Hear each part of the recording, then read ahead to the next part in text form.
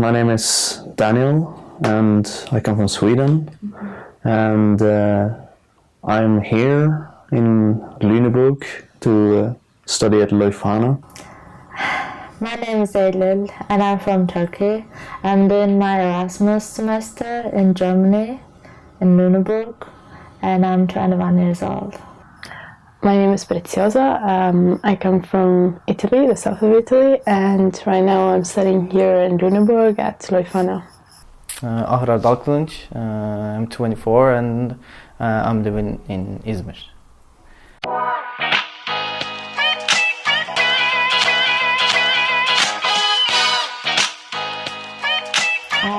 I would call myself pansexual because I can be attracted no matter the gender of the people. I'm still not extremely sure about it. I would definitely say that I have a heterosexual part of me, because, yeah, I have been fucking with girls. But I do feel a certain attraction to men as well. And I'm very open-minded, I would say, in general. I don't have, like, extremely strict preferences for anything. Of course, there is things that turn me off, but it's not very strict in that way, so I would, for fun, just say bi-curious. I'm heterosexual. And I am bisexual. All of my friends use Tinder, so I was like, yeah, I think this is the thing to date with people now. And yeah, just to have fun. Well, let's say that I started as a game with some of my friends, because in Italy, where I come from, it's not very used, but here in Germany, apparently it is. So before it was just a game, now I actually use it to try and meet new people. So I don't know, maybe I'm using for dating something else. I don't know, maybe seeing some beautiful girls, I don't know. Well, of course, to increase my chances to get laid, I would say. Fucking. Yeah. I would say that I have certain expectations, but also I've learned with time that I can't really expect anything, really, because many of the dates I've gone to has never really led to something sexual. It's actually a minority that has.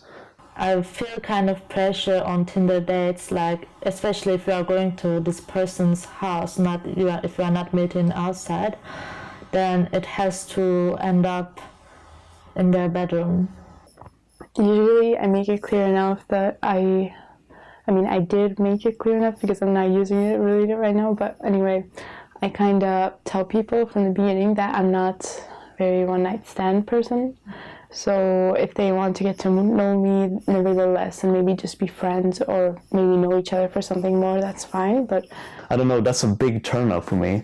I feel like when people are not here for fun or just here for pure validation, then it feels like, what the fuck are you doing here, really? What is the most common type of message I get? can you send nudes?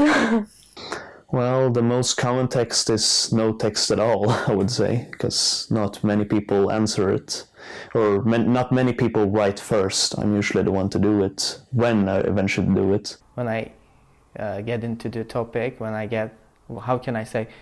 go on after we say hi together, and then they don't text. Shame, but like that. Since I'm in Germany, the most common type of message that I get from men, I used Tinder for men quite short time. I was using it only for women, but men just typing like, they ask me what am I doing in Lüneburg and everything, and then they're just like, oh, you're from Turkey, so what do you think about religion, or what are your thoughts on having sex? And I'm like, I don't know, typical white straight man. I try to type something that is relating to what they've written in the description, but sometimes people don't have a description, and then I try to go for the pictures. And if they don't have anything in the pictures, I try whatever sounds funny, I guess, or something to write at least, and just see what happens. I remember my sister once told me that I should just write hi and see what happens, but that doesn't really work. I usually type hi if I text someone, and I think it doesn't work so well because, yeah, but sometimes I text them like, yeah, I really like your photos, you look fun, or it also sucks. I don't have any successful pickup lines, I guess. I'm a boring person when it comes to typing. Okay, so usually I know that girls never write first, ever. And I think in general, heterosexual guys tend to write less because, I guess they don't want to show off. Something really strange is that they write their height all the time, while girls never do that. For instance, older women usually go so forward, like they're so direct. And I kind of like it, but yeah, for younger women, they don't usually type, and when they type, they are just, I don't know, we just talk about the things that we share in common, according to our profiles.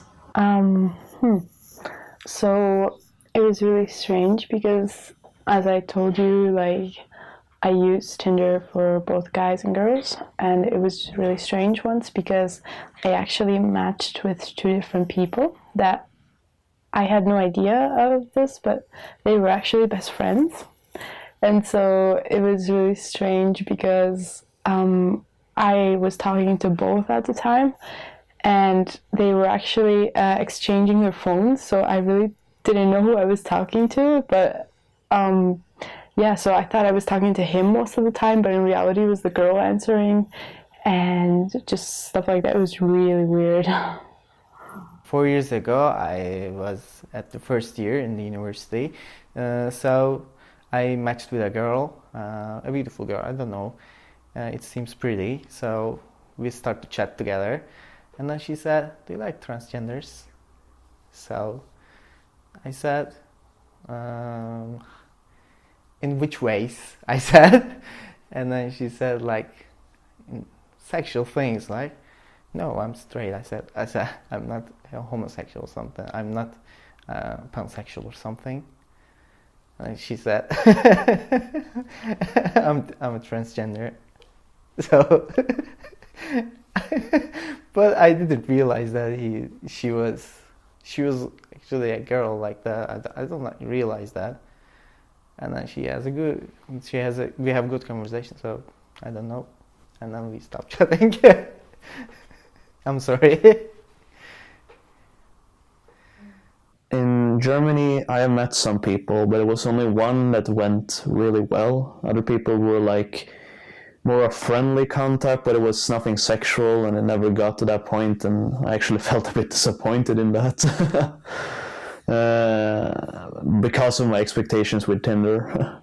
But there was one girl from Mexico that I met that studied in a town north from here, and I met her in Hamburg, and she didn't speak very much English. She responded mostly in Spanish, and I don't know very much Spanish, only a little bit, and that was a very interesting experience. But she was very much into me, and she was very direct with that. She thought that I looked hot and she wanted to meet me.